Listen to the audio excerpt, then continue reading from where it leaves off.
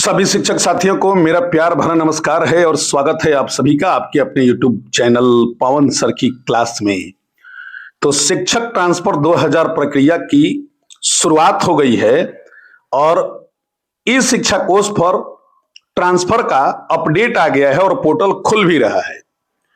इस बीच शिक्षकों के बीच एक बड़ी ही उत्सुकता जागृत हो रही है कि क्या आप अपने विद्यालय के सरप्लस शिक्षक हैं, और यदि आप अपने विद्यालय के सरप्लस शिक्षक हैं तो इसका पता कैसे करेंगे।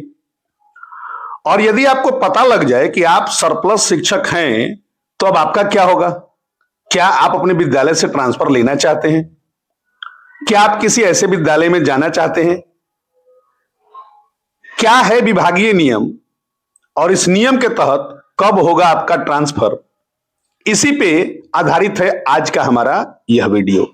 तो वीडियो के अंत तक बने रहिएगा और यदि चैनल पे पहली बार आए हैं तो चैनल को सब्सक्राइब करके वीडियो को एक लाइक जरूर कीजिएगा। तो आइए वीडियो को शुरू करते हैं। आप अपने विद्यालय के सरप्लस शिक्षक हैं अथवा नहीं हैं, इसका पता चलेगा इस शिक्षा कोष पर। और इस शिक्षा कोष पर जाने के लिए आपको गूगल या क्रोम ब्राउजर से जाना होगा इस शिक्षा कोष पर। तो जब आप गूगल के या क्रोम ब्राउजर के सर्च बार में इस शिक्षा कोर्स लिखेंगे तो कुछ इस तरह का इंटरफेस आपके सामने निकल कर आएगा। तो इस वाले आइकन पे आपको सिंपल सा टच करना है। जब आप टच कीजिएगा तो आपके सामने ये इंटरफेस निकलकर सामने आएगा। इस इंटरफेस में आप टीचर के आइकन पे क्लिक करेंगे, यहां अपना आप यूजर आईडी डालेंगे, यहां आप अपना पासवर्ड डालेंगे और इस गणितीय छोटी सी समस्या का हल करके यहां पर टाइप करके यहां से साइन इन करेंगे। जब आप साइन इन करेंगे तो आपके समक्ष कुछ इस प्रकार का इंटरफेस निकलकर सामने आएगा। यहां आपका नाम दिखेगा, उसके बाद यहां पे student enrolment, teacher, model school, ये सब आइकॉन में आपको दिखेंगे। और यहां आप देखिए ये यहां पे दिख रहा है टीचर ट्रांसफर 2.0। बस इसी पे आपको करना है सिंपल क्लिक। और जब आप सिंपल क्लिक कीजिएगा तो अगला इंटरफेस जो होगा वो आपका इस प्रकार खुलेगा। यहां पे आप देख रहे हैं स्क्रीन पे टीचर ट्रांसफर 2.0 और इसमें दो ऑप्शन आ रहे हैं ड्रॉप डाउन में, एक ट्रांसफर एप्लीकेशन फॉर्म और दूसरा म्यूचुअल ट्रांसफर। आपको याद होगा विभाग ने यह दिशा निर्देश जारी किया था कि 29 जुलाई से लेकर 5 अगस्त तक म्यूचुअल ट्रांसफर के लिए और समायोजन के लिए, रेशनलाइजेशन के लिए आपसे आवेदन पत्र लिए जाएंगे। तो यहां से आप म्यूचुअल ट्रांसफर के लिए अगर आपने अपना पार्टनर खोज रखा है तो यहां से ड्रॉप डाउन करके आप म्यूचुअल ट्रांसफर के लिए फॉर्म अप्लाई कर सकते हैं। लेकिन आपको यदि पता करना है कि आप विद्यालय के सरप्लस टीचर हैं कि नहीं तो इसका पता आपको चलेगा यहां से। ये वाले टीचर एप्लीकेशन फॉर्म पे आप जब क्लिक करेंगे तो क्लिक करने के बाद आपके समक्ष एक ऐसा इंटरफेस आएगा जिसमें स्पष्ट रूप से आपके लिए कुछ दिशा निर्देश होगा कि कृपया आगे बढ़ने से पहले निम्नलिखित घोषणा को ध्यानपूर्वक पढ़ें। और इस घोषणा में जो सबसे पहला घोषणा वो है, इसको हम लोग पढ़ेंगे और समझेंगे कि गलत सूचना, कूट रचित प्रमाण पत्र, भ्रामक दावा अथवा तथ्य छिपाने की स्थिति में संबंधित शिक्षक के विरुद्ध सेवा नियमों एवं विधि के अधीन अनुशासनिक और विधिक कार्रवाई की जा सकेगी। मतलब कि यदि इस शिक्षा कोष के माध्यम से आप किसी भी प्रकार की गलत सूचना देते हैं, कूट रचित प्रमाण पत्र यानी कि आप कोई भ्रामक दावा करते हैं या जाली प्रमाण पत्र अप्लाई करते हैं, उस स्थिति में आपके ऊपर अनुशासनिक और विधि कार्रवाई की जा सकती है। दूसरा जो ये ऑप्शन दे रहा है वो है, दूसरा सूचना ये है कि विभाग अथवा सक्षम प्राधिकार किसी भी चिकित्सीय दिव्यांगता अथवा अधिमान्यता श्रेणी के दावे का सत्यापन करा सकेगा।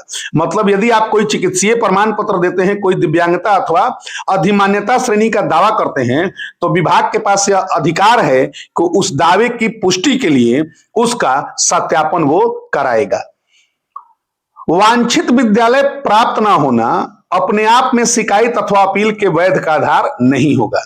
ये सूचना बहुत ही इंपॉर्टेंट है कि यदि आपको वांछित विद्यालय प्राप्त नहीं हो रहा है तो आप शिकायत या अपील नहीं कर सकते हैं, यानी उसका कोई वैध आधार नहीं है। और अंत जो है वो ये है कि स्थानांतरण को लेकर अधिकार के रूप में दावा नहीं किया जा सकेगा, मतलब स्थानांतरण आपका अधिकार नहीं है, यानी कि विभाग जहां आपका स्थानांतरण करेगा वहां आपको जाना पड़ेगा।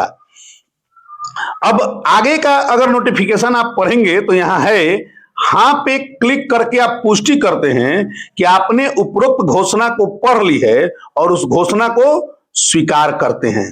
ऊपर जो घोषणा दी गई है इस शिक्षा कोष के माध्यम से, यदि आप यहां पे यस पे क्लिक करते हैं, यदि आप यहां पे यस पे क्लिक करते हैं तो इसका मतलब कि ऊपर जो यहां पे घोषणा दिया गया था उसको आपने बढ़िया से पढ़ा है और बढ़िया से पढ़कर अपनी स्वीकृति प्रदान की है, तो ही आप यस कर रहे हैं। अदरवाइज की स्थिति में आप नो कर सकते हैं, यानी कि आपने आगे के ऊपर दिए हुए जो शर्त हैं उनको आपने स्वीकार नहीं किया है।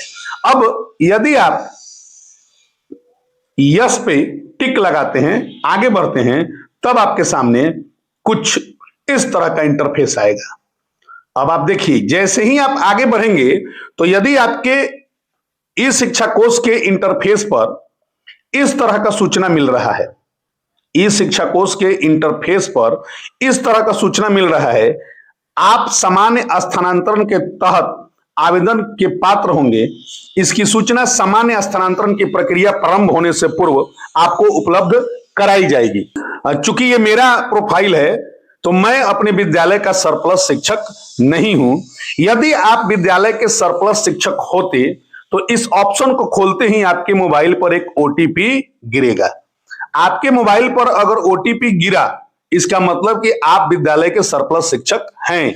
और यदि ओटीपी नहीं गिरा और इस तरह का इंटरफेस आपके लिए, इस तरह का इंटरफेस आपको आ रहा है और यह सूचना आपके मोबाइल पे समक्ष प्रस्तुत हो रही है, इसका मतलब कि आप अपने विद्यालय के सरप्लस शिक्षक नहीं हैं। और यदि ओटीपी गिर गया तो इसका मतलब कि आप अपने विद्यालय के सरप्लस शिक्षक हैं।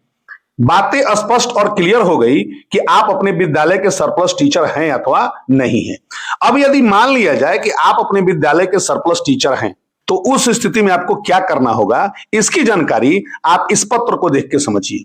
इस पत्र में, इसका वीडियो भी मैंने पहले बना के रखा है, आप उसको देखकर भी क्लियर कर सकते हैं।